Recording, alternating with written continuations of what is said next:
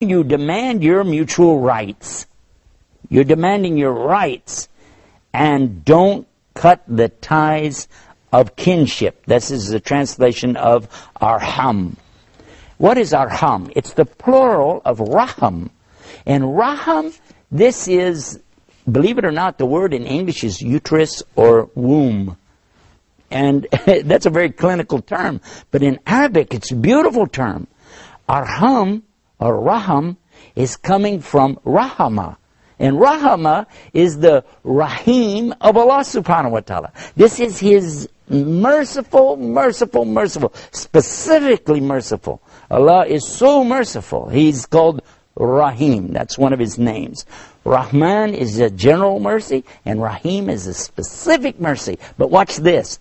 Rahim is the place inside your mother where you started. This is where the egg was fertilized and attached itself inside of the rahim. It's called in English what? You can call it the place of mercy. Because Allah created you in mercy, inside of your mother, inside of the place of mercy. What a beautiful teaching. What a wonderful way to start your life. Talk about giving rights. Don't you see how now that Allah should have the most rights over you? Because look how He's even created you in mercy, preserves you in mercy, raises you up in mercy. So Allah sure has the right, doesn't He? But who has the most right after Allah? And this happened, it's something that really happened at the time of Muhammad, peace be upon him. And what happened is a person went to him and he said, after Allah and His messenger, who then would have the most rights on me? And the Prophet Muhammad, peace be upon him, he said it clear. I love this. He said, your mother. He said, and then who? He said, your mother. He said, and then who? Your mother. And then your father. Do you see this? Now keep in mind, at the time he said this, in Arabian Peninsula, women had no rights. No rights at all. Women were traded, bought, sold, given away, treated less than property, almost like dirt or rocks.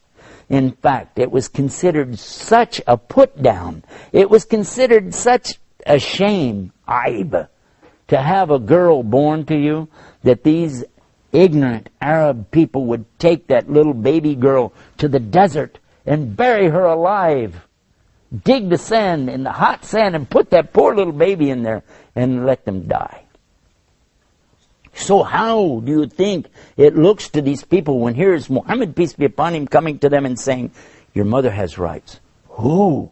Your mother. Mother? Your mother. The mother? Your mother. And then your father. Look at this. What a beautiful teaching.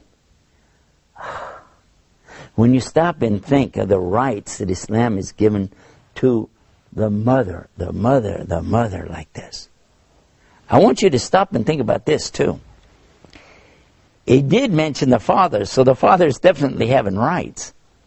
In the Quran, Allah is very clear about the rights of the parents. It's so beautiful. If you just knew how important it is to give the rights to your parents, if you knew what would happen to you just to obey Allah on this one commandment, you could change your whole life. If you're young, maybe you don't have any children yet, maybe you have some little kids at home, but if you do, I want you to think about this. How do you want your children to treat you when you grow old?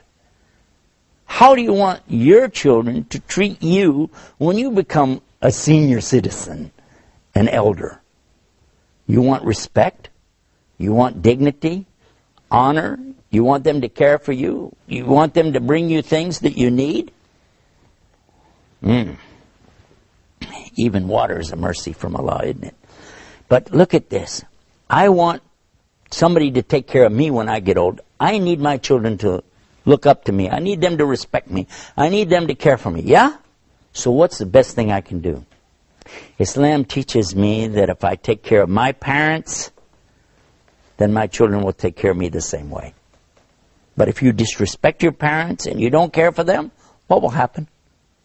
you'll find that your children will do the same to you as you did to your parents. This is an amazing thing. It happened to me, actually. One time my children were in the kitchen arguing about who should wash the dishes. I started to go to the door to ask them what's going on, but I knew if I did, they would just go like this. Somebody come, Daddy. And I said, what's going on? Nothing. And you know where that goes. I said, well, and I saw my father sitting there. I went to my father, and I realized how many times he probably listened to me and my sisters argue about the same thing. I reached down and I kissed my father right here on the forehead. Now, that's not our custom. We don't do that. Arabs do that. Some Muslim countries, they do. But that wasn't our custom, but I did it anyway. I reached down and just kissed my father on the forehead and said, Dad, I love you. And I went and sat down. A few minutes later, one of my daughters came out of the kitchen. She walked straight over to me. She leaned down and she kissed me in the same spot I'd kissed my father. She says, Dad, I love you.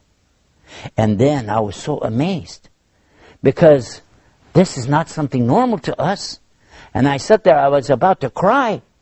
And then the other daughter came out. And now, mind you, they had not seen me do this to my father. My other daughter came out after she washed the dishes and she kissed me in the same spot. And she said, Dad, I love you. This is an amazing thing. Allah was showing me right then how you treat your parents is how your children will treat you. This is one of the beauties of Islam. For more like this, visit our website, beautiesofislam.com. We're waiting for you. And until next time, may Allah always guide you to the straight path. Assalamu alaikum. Peace. Be blessed. Islam.